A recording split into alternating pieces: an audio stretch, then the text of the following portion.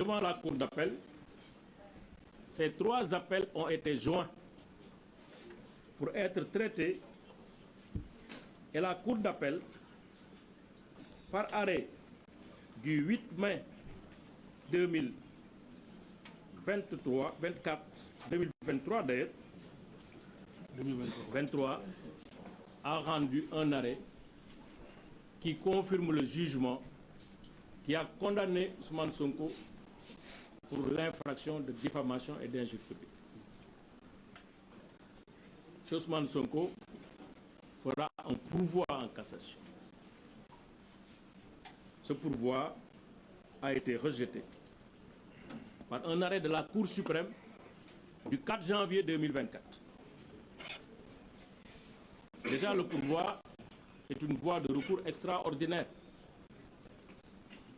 Le pourvoi n'est pas ouvert à tout vent, à n'importe qui, et dans n'importe quelle circonstance. Parce qu'on estime que le jugement, c'est la première instance et l'appel.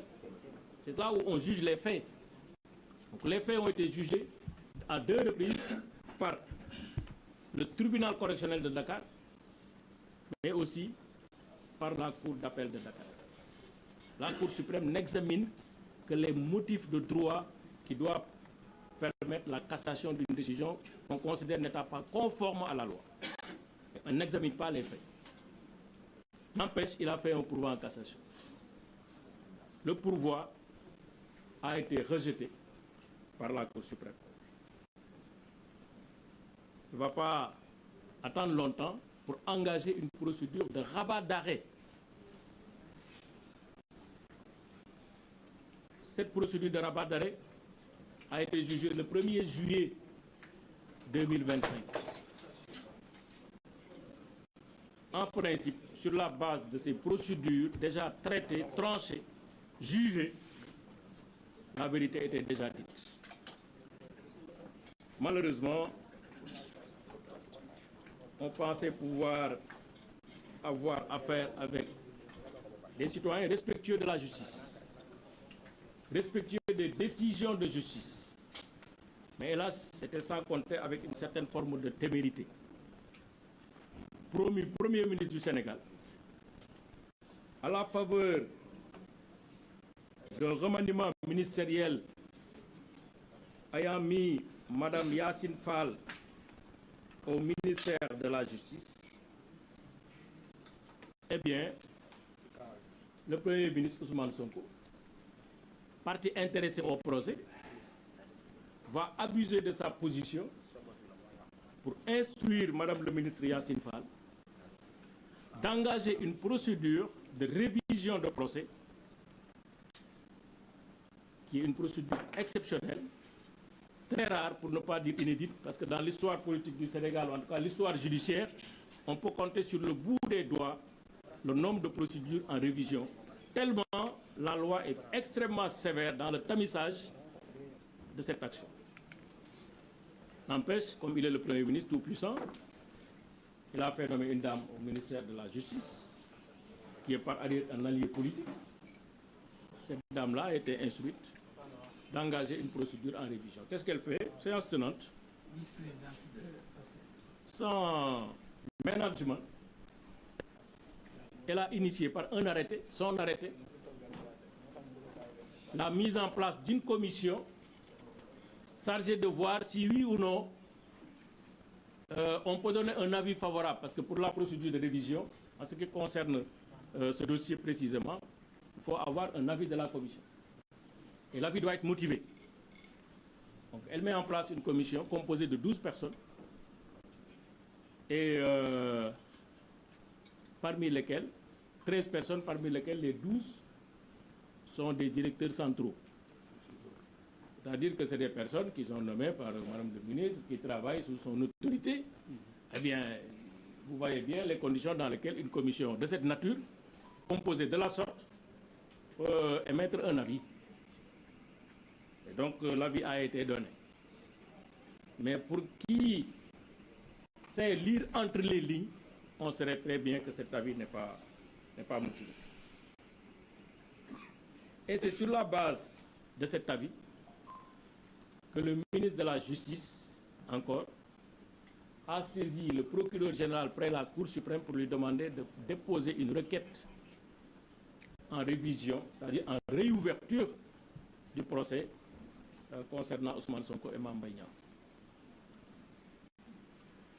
Je vous ai parlé déjà de ce parquet, parce que le parquet est indivisible.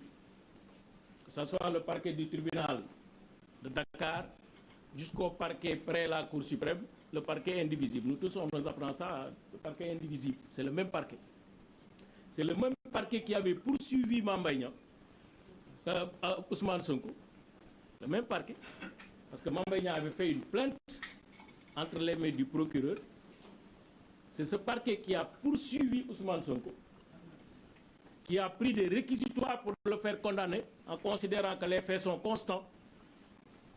C'est ce même parquet qui a fait appel, parce que la condamnation de première instance était à son avis une condamnation trop douce et il fallait faire appel pour corser l'addition parce que les faits étaient d'une telle gravité qu'il fallait être là pour préserver l'ordre public. Et c'est même parquet qui a demandé que ce pourvoi en cassation qui a été fait sur la base de l'arrêt pour lequel il a demandé la confirmation, et c'est même parquet qui a demandé le rejet de son pourvoi en cassation. Et c'est même parquet, dans le cadre du rabat d'arrêt, qui a une position pour dire qu'il faut rejeter cet rabat d'arrêt. En moins d'un an, et c'est même parquet qui vient demander tout ce qu'on a eu à faire jusque-là, dans le respect de la loi et du règlement, tout ça n'était pas bon. Que Ousmane Sonko a été mal jugé, que etc., etc., etc. Et donc, il fallait reprendre le jugement, réouverture le procès. Et la seule question que j'ai envie de poser, c'est que est-ce que les lois ont changé? Est-ce que les lois du Sénégal en matière de diffamation ont changé? Est-ce que les lois du Sénégal en matière de procédure ont changé? Qu'est-ce qui a changé en temps? Pour qu'on puisse se comporter de la sorte, des magistrats ne doivent pas accepter d'être manipulés à ce niveau pour servir une cause qui n'est pas nationale mais une cause personnelle. Ce qui a changé malheureusement, c'est les positions et les ambitions. Mais sinon le droit est resté le même, les faits sont restés les mêmes, les interlocuteurs sont restés les mêmes. Maintenant, dans l'intervalle, on peut se poser beaucoup de questions. Mais sur les faits et sur le bien fondé de cette procédure de révision, il y a beaucoup de choses à dire. Je rappelle que cette procédure de révision est fondée sur un pré-rapport qui a été évoqué pendant très longtemps, même pour sa défense, Ousmane Sonko en a parlé, qui est fait par un inspecteur qui assurait, qui était un vérificateur, chef de mission. Cet inspecteur, vérificateur, chef de mission, après le dépôt de son rapport, quelques mois après, est décédé. Pré-rapport. Parce que quand on lit le rapport, pour ceux qui savent lire un pré-rapport, on sait que c'est une première opinion qui a été donnée, sous réserve des réponses qui seront apportées dans ce pré-rapport. Il est décédé. Le ministre d'antan, qui avait demandé et ordonné cette mission, a considéré qu'on pouvait s'en arrêter là, puisque l'inspecteur était décédé, les faits avaient été connus au niveau du public, etc., etc., et que bon, il n'y avait plus d'ambition, il n'y avait plus d'objet. Donc il fallait en rester à ce niveau. Donc, ce pré-rapport, qui date de 2018, 02-18, fait par un vérificateur qui est décédé. 2019, 2020, c'est pas validé. 2021, c'est pas validé. 2022, c'est pas validé. 2023, c'est pas validé. Entre-temps, il y a eu au moins 3 ministres qui ont fait successivement, qui se sont remplacés au niveau du ministère des Finances et du Budget. 3. Au niveau de l'IGF, au moins il y a eu 2 coordonnateurs qui sont partis. 2 qui sont partis à la retraite. Entre 2018 et 2023. Mais comment un rapport pré-rapport qui a été fait dans ces circonstances peut être validé 6 ans après par un ministre qui vient d'être nommé. Comment on peut appeler cet acte-là, nous les juristes, si ce n'est pas un faux? C'est-à-dire qu'on donne une portée à un document que ce document ne peut pas avoir, donc qui est factice.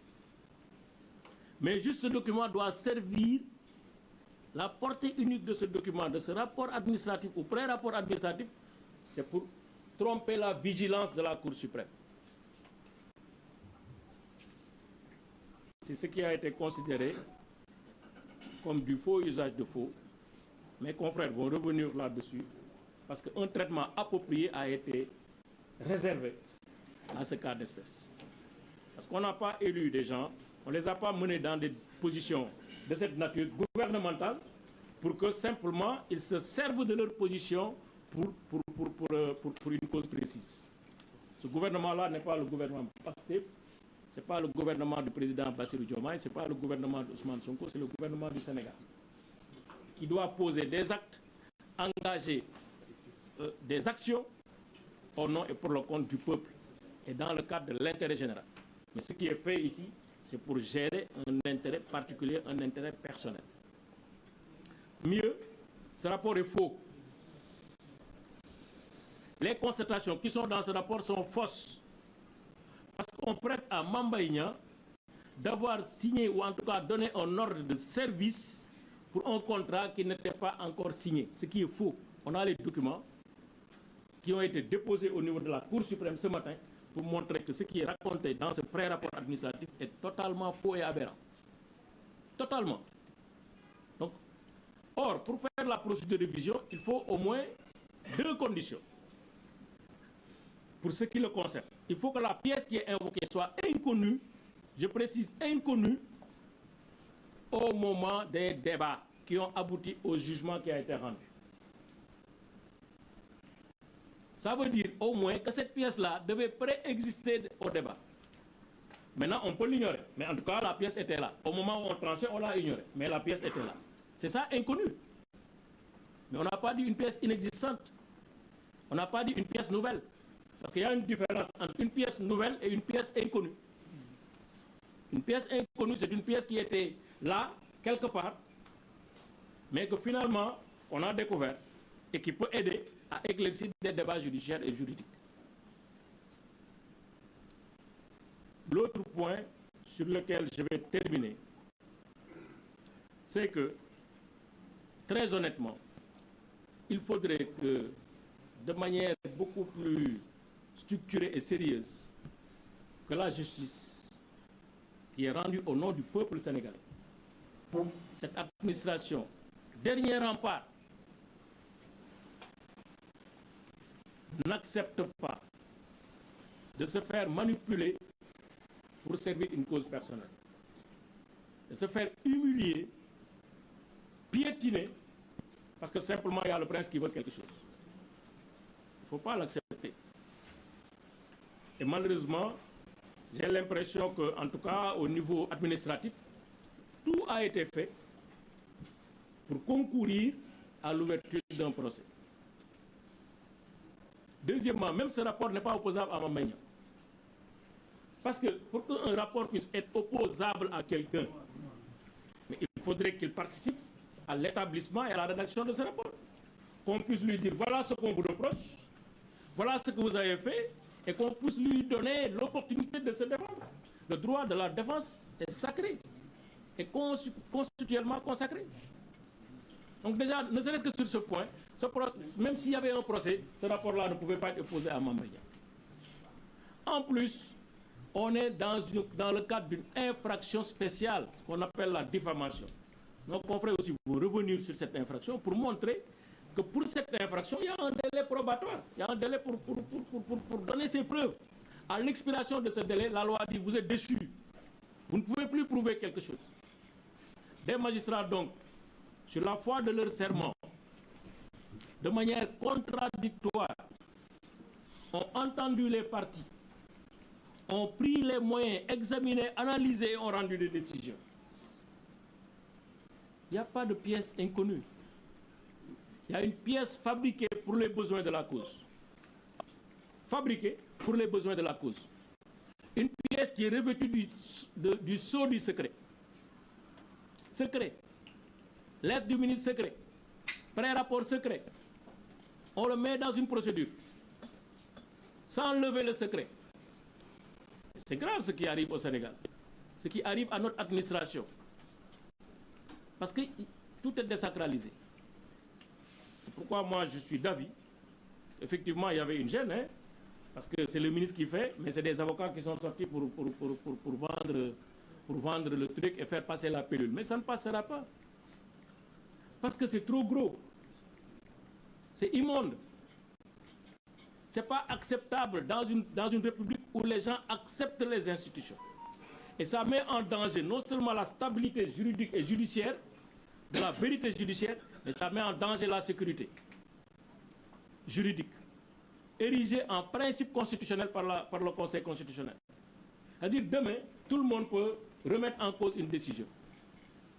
Il suffit juste d'être dans des positions ou dans des postures pour pouvoir le faire. Donc, avoir un appareil pour manipuler la justice. C'est honteux pour des gouvernants, mais malheureusement, nous en sommes arrivés à cette situation. C'est pourquoi j'ose espérer que certainement, ils vont retirer leur requête qui ne fondait sur rien du tout. Ou à défaut, ils se feront humilier par les magistrats de la Cour suprême. Ils ne seront pas là pour déshabiller, déshonorer leurs collègues qui ont déjà eu à connaître de cette affaire de manière impartiale et juste. Voilà ce que j'avais à dire. Je vous remercie de votre attention. Merci. Je crois que c'est très clair, mais Maître Baboucar Cissé va compléter l'intervention de notre excellent confrère, Maître El Hadji Omar Youm.